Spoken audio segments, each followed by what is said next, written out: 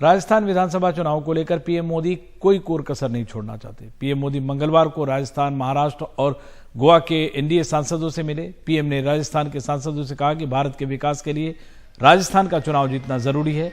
उन्होंने राजस्थान से बीजेपी के लोकसभा और राज्यसभा सांसदों से कहा कि सभी को मिलकर काम करने की जरूरत है। उन्होंने ये भी कहा कि राजस्थान में किसी भी सरकार के इतने खराब हालात नहीं रहे जितने अभी हैं। पीएम ने कहा कि वो निजी तौर पर किसी भी तरह की वंशवादी राजनीति के खिलाफ हैं।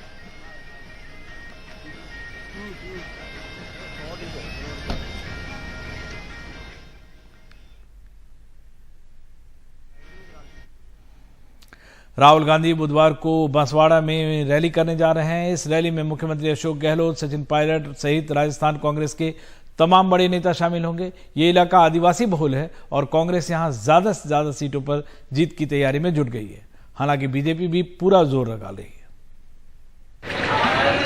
राजस्थान कांग्रेस के सभी नेता बांसवाड़ा के मानगढ़ धाम में आदिवासी दिवस 9 अगस्त को यहां कांग्रेस की बड़ी रैली।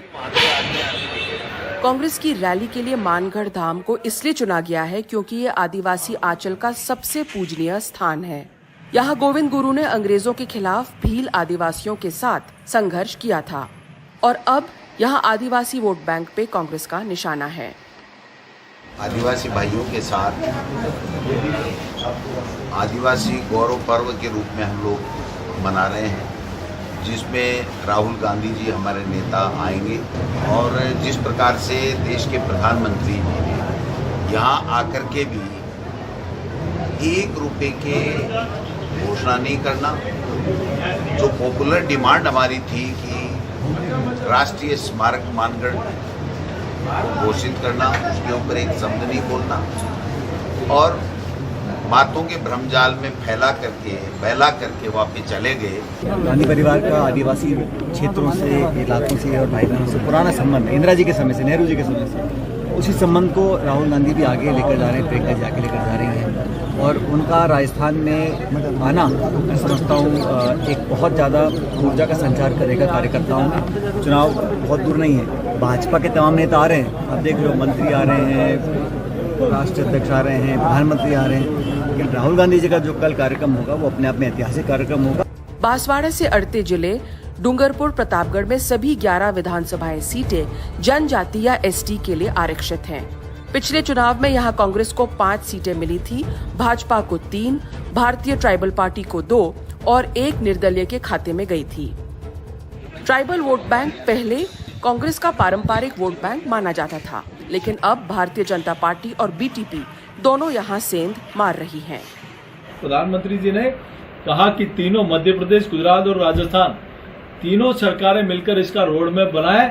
इस क्षेत्र के विकास के लिए, इस धाम के विकास के लिए पैसों की कोई कमी नहीं आएगी और यहाँ आगे भी डेवलपमेंट होगा तो भारतीय जनता पार्टी की सरकार ही कराएगी। आदिवासी दिवस के दिन आदिवासी पहचान को लेकर ये कांग्रेस का बड़ा राजनीतिक कार्यक्रम रहेगा, लेकिन यहाँ पे सिर्फ भाजपा ही नहीं, भारतीय ट्राइबल पार्टी की बढ़ती लोकप्रियता के साथ भी कांग्रेस का मुकाबला रहेगा। उदयपुर से हर्षा कुमारी सिंह, एनडीटीवी इंडिया। राजस्थान के मुख्यमंत्री अशोक गहलोत ने अपनी सीएम की कुर्सी को लेकर एक दिलचस्प बयान दिया। उन्होंने कहा कि मैं तो ये पद छोड़ने को तैयार हूं, लेकिन ये पद मुझे नहीं छोड़ रहा। वो ये भी बोले कि मैं जो भी बोलता हूं सोच समझ कर बोलता हूं। पहले ये बयान आप सुन लीजिए।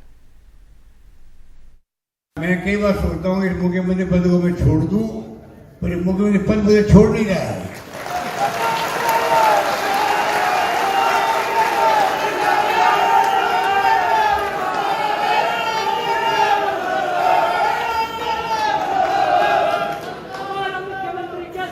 बात सुनो, मैं कहता हूँ हर बात में बोलता हूँ सोच समझ के बोलता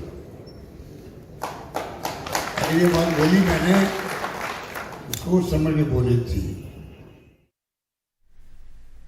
और गहलोत सरकार का एक बड़ा फैसला है, महिलाओं से छेड़छाड़ करने वालों को नहीं मिलेगी सरकारी नौकरी।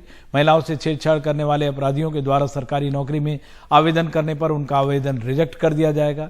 ऐसे आवेदकों का रिकॉर्ड आरपीएससी और राजस्थान कर्मचारी चयन बोर्ड को शेयर किया जाएगा।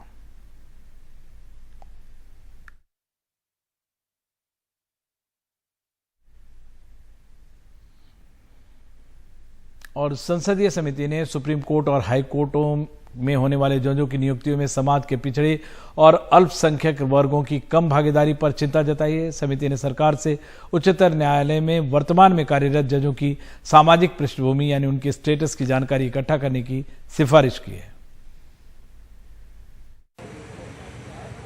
जजों की नियुक्तियों में समाज के पिछड़े और अल्पसंख्यक वर्गों की कम भागीदारी से कानून, न्याय और कार्मिक मंत्रालय से जुड़ी संसदीय समिति फिक्रमंद है। बीजेपी नेता और राज्यसभा सदस्य सुशील मोदी की अध्यक्षता वाली समिति ने सोमवार को संसद में अपनी रिपोर्ट पेश की। इसमें कहा गया है कि सुप्रीम कोर्ट और हाई कोर्ट में महिलाओं के साथ ही पिछड़े और अल्पसंख्यक समुदाय से आने वाले जजों की संख्या बेहद कम है। जजों की नियुक्ति की सिफारिश करते समय कॉलेजियम को इस बात का खास ख्याल रखना चाहिए कि ऐसे वर्गों से आने वाले जजों की सिफारिश पर्याप्त संख्या में हो। इस बात का प्रावधान स्पष्ट रूप से प्रस्तावित मेमोरेंडम ऑफ प्रोसीजर में शामिल हो। हम लोगों ने जुडिशरी से आग्रह किया है कि जो मेमोरेंडम ऑफ प्रोसीजर ने जजेस की नियुक्ति के लिए जो एमओपी अभी तक फाइनल नहीं हुआ है, उसमें कुछ इस प्रकार की व्यवस्था की जाए ताकि जो मार्जिनलाइज सेक्शन है समाज के, विशेषकर अनुसूचित जाति, जनजाति, पिछड़े वर्ग के जो लोग हैं वो बड़ी संख्या में जजेस के अंदर आ सके। तो यही हम लोगों ने अनुशंसा की है, ये चिंता का विषय है। इस रिपोर्ट में समिति ने सरकार की ओर से मुहैया करवाए गए आंकड़ों के हवाले से 2018 से आज तक अलग अलग हाई कोर्ट में नियुक्त जजों की संख्या से जुड़ी जानकारी साझा की है। इसके मुताबिक 2018 से आज तक हाई कोर्ट में हुई कुल 601 नियुक्तियों में 457 सामान्य श्रेणी यानी उच्च वर्ग से, 18 एससी वर्ग से, 9 एसटी वर्ग से, 72 ओबीसी समुदाय से, 32 अल्पसंख्यक समुदाय से हुई, जबकि महिलाओं की संख्या 91 है। समिति ने कहा है कि उच्चतम न्यायपालिका में विविधता की कमी है और हाल के बरसों में पिछड़े वर्गों की नुमाइंदगी में लगातार कमी देखी जा रही है। हमारा कहना है कि जिस तरह एससी एसटी को मतलब सभी संस्थाओं में आरक्षण है, तो उसी तरह मतलब न्यायपालिका में भी आरक्षण होना चाहिए। न्यायपालिका में आरक्षण नहीं है, वो आरक्षण लागू होना चाहिए। इसीलिए माननीय सुप्रीम कोर्ट जी ने इसके संबंध में विचार करना चाहिए। ये स्वागत योग्य है। सचमुच ऐसा है कि अगर उस समुदाय के लोग नहीं हैं तो पूरी तरह से शायद उनके साथ न्याय हो पाए, या मन में एक शंका कहीं ना कहीं रही जाती है। सुप्रीम कोर्ट में जजों की नियुक्ति कॉलेजियम की सिफारिश के आधार पर होती है, जिनमें सुप्रीम कोर्ट के चीफ जस्टिस और दूसरे जज रहते हैं, जबकि हाई कोर्ट में जजों की नियुक्ति भी हाई कोर्ट के स्तर पर गठित कॉलेजियम की सिफारिश के आधार पर ही होती है, जिसके अध्यक्ष हाई कोर्ट के चीफ जस्टिस ही होते हैं। मुझे पूरा भरोसा है कि ये कॉलेजियम में इसको विचार करेगा और निश्चित तौर पर वर्गों और तबकों का जिनको अभी तक नहीं मिल पाया है उनको प्रतिनिधित्व देगा। इसके अलावा समिति ने एक और सुझाव दिया है कि सुप्रीम कोर्ट और हाई कोर्ट के सभी जजों के लिए अपनी संपत्ति घोषित करना अनिवार्य बनाया जाना चाहिए। इसके लिए सरकार को एक यथोचित कानून भी बनाना चाहिए। जो आईएएस अफसर्स हैं, आईएएस आईपीएस क्लास 1 के जो पदाधिकारी होते हैं, उन सभी लोगों को प्रति वर्ष अपनी संपत्ति की घोषणा करनी पड़ती है। जितने विधायक हैं, सांसद हैं, उनको भी अपनी संपत्ति की घोषणा करनी पड़ती है। तो वैसी स्थिति में जजेस को क्यों इससे वंचित रखा जाए? तो इसलिए हमने, हमारी कमेटी ने अनुशंसा की कि जो जजेस हैं, जो हाई कोर्ट के, सुप्रीम कोर्ट के, उनको भी प्रति वर्ष अपनी संपत्ति की घोषणा करनी चाहिए। समिति के मुताबिक सुप्रीम कोर्ट ने पहले खुद ही स्वेच्छा से संपत्ति घोषित करने की बात कही थी, लेकिन उसका पालन नहीं किया गया। समिति ने कहा कि आम प्रथा के हिसाब से किसी भी संवैधानिक पद पर बैठे पद अधिकारी या सरकारी नौकर को अपनी संपत्ति की घोषणा करनी ही चाहिए। इस रिपोर्ट में समिति ने जजों की लंबी छुट्टियों का भी तर्क संगत बनाने की सिफारिश की है। समिति के मुताबिक सभी जजों को एक साथ छुट्टी पर जाने के बजाय अलग अलग समय पर छुट्टियों पर जाना चाहिए। समिति का मानना है कि अदालतों में लंबे लंबे अवकाश की वजह से लंबित मामलों की संख्या बढ़ती जाती है, जो बेहद चिंताजनक है। समिति ने सरकार से सुप्रीम कोर्ट और हाई कोर्ट के जजों की सेवानिवृत्ति की उम्र बढ़ाने की भी वकालत की है। सरकार के लिए संसदीय समिति की सिफारिशों को मानना अनिवार्य नहीं होता है। ऐसे में हालिया दिनों में सरकार और न्यायपालिका के बीच तनातनी के इतिहास को देखते हुए ये कहा जा सकता है कि अगले साल 2024 चुनाव के पहले सरकार शायद ही इन सिफारिशों को अमल में लाने के लिए आगे बढ़े।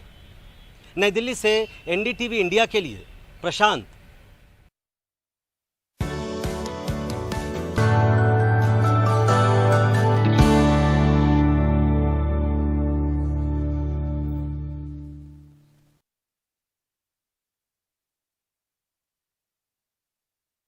सोनिया जी बैठी देखी है कि 2 महीनों